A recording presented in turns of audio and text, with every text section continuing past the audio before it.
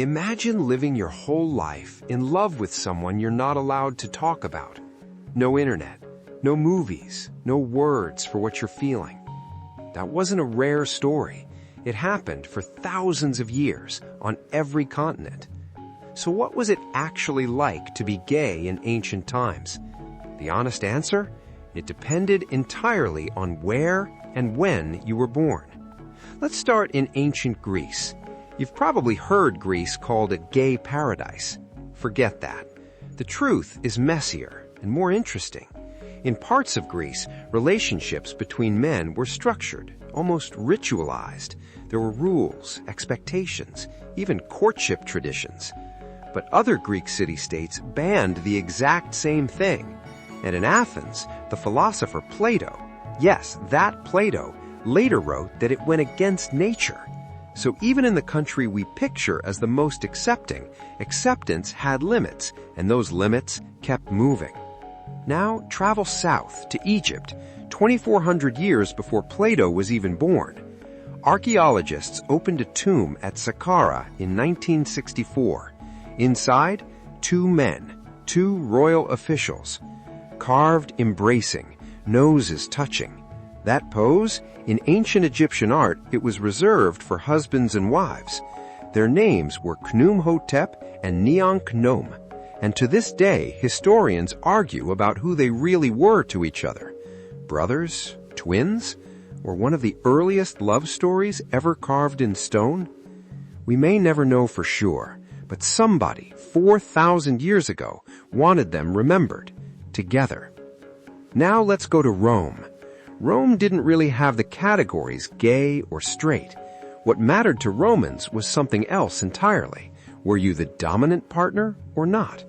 A freeborn Roman man having a relationship with another man could be socially fine as long as he held the powerful role.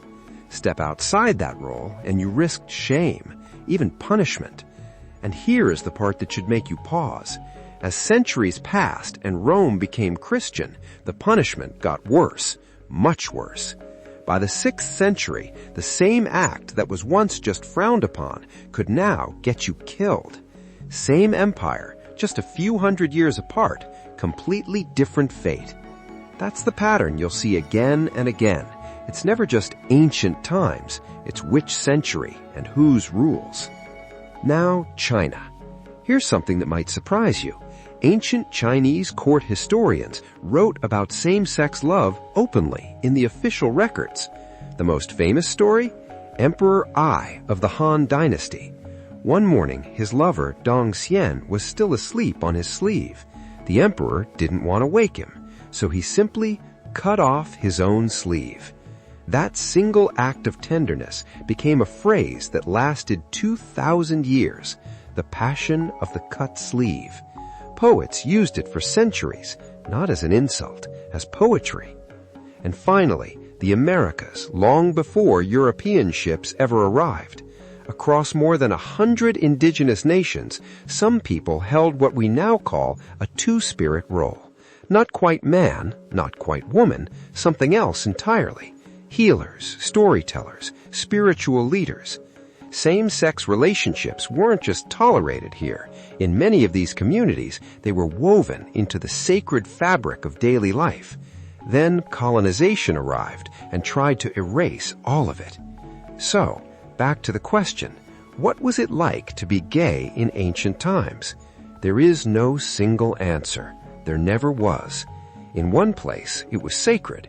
In another, it was scandal. In a third, it was simply life until the laws changed and it became a death sentence. But here's the one thing that stayed exactly the same in every single civilization we just covered.